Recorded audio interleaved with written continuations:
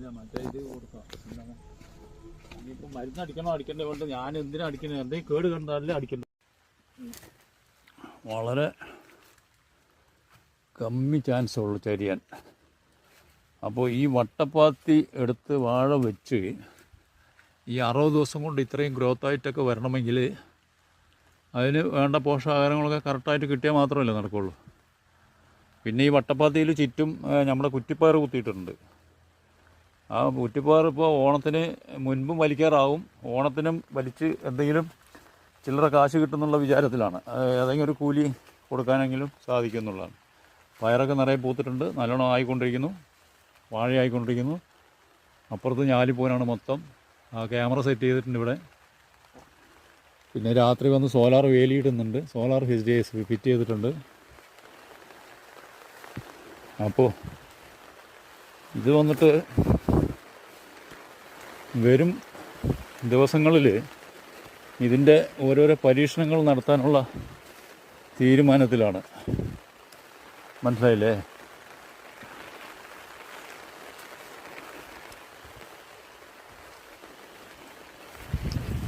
ജൈവവളം കൊടുത്താൽ മാത്രമാണ് കൃഷി മണ്ണിന് നല്ലത്. ഇതൊരു ചീരച്ചെടിയാണ്. ഇതല്ലേ ചീര ഇങ്ങനെ നിൽക്കുന്നത്. ഇത് നമ്മുടെ കാലിവളം കൊണ്ട് കൊട്ടിയ സ്ഥലമാണ്. അപ്പോൾ ഈ കാലിവളം കൊണ്ട് കൊട്ടിയ സ്ഥലത്ത് വരുന്ന ചീരച്ചെടിൻ്റെ പവറാണ്. എന്നുവെച്ചാൽ 1 മീറ്റർ ഹൈറ്റ്, എല്ലാം ഇളമ്പാണ്, കണ്ടില്ലേ? അത്രയും പവർഫുള്ളായിട്ട് വരുന്നത്. അപ്പം മണ്ണ് അത്രയും സമ്പുഷ്ടി അടഞ്ഞ മണ്ണാണ്. ഇതൊക്കെ ഞാലിപ്പൂനാണ്, വെറും 60 ദിവസമായ ഞാലിപ്പൂവൻ.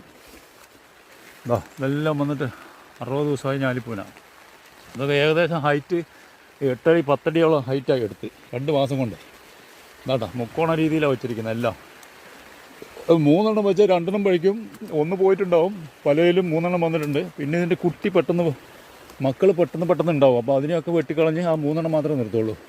ആ 3 എണ്ണം വന്നിട്ട് കൊല വരുന്ന സമയത്താണ് പിന്നെ 3 ആൾക്ക് ഓരോ കുട്ടികളും വിടുള്ളൂ ചോട്ടിൽ. അങ്ങനത്തെ രീതിയാണ്. ഇപ്പോൾ ബനാന ഫോറസ്റ്റ് എന്ന രീതിയിൽ ചെയ്യാനുള്ള ഉദ്ദേശമാണ്. അപ്പോൾ 8 അടി ടു 10 അടിയാണ് ഇതിൻ്റെ അങ്ങോട്ടും ഇങ്ങോട്ടും ഡിസ്റ്റൻസ് കൊടുത്തിരിക്കുന്നത്. അപ്പോൾ ബനാന ഫോറസ്റ്റിൻ്റെ പ്ലാനിങ്ങും പിന്നെ പെപ്പർ നിർജീവ കാലിൽ സിമെൻറ്റ് പോസ്റ്റ് വാർത്തിട്ട് 14 അടി. അപ്പോൾ ആ പോസ്റ്റ് വന്നിട്ട് ഒരു വാഴ ടു ഒരു വാഴ വന്നിട്ട് 8 അടിയാണെങ്കിൽ അപ്പോൾ അതിൻ്റെ സെൻട്രൽ പോർഷനിൽ സിമെൻറ്റ് പോസ്റ്റ് ലേ ഔട്ട് ചെയ്യും. എന്നിട്ട് അതിൽ കുരുമുളക് പെപ്പർ വയ്ക്കും. അപ്പോൾ ആ സെൻട്രൽ പോർഷനിലെ വാഴകൾ കംപ്ലീറ്റ് റിമൂവ്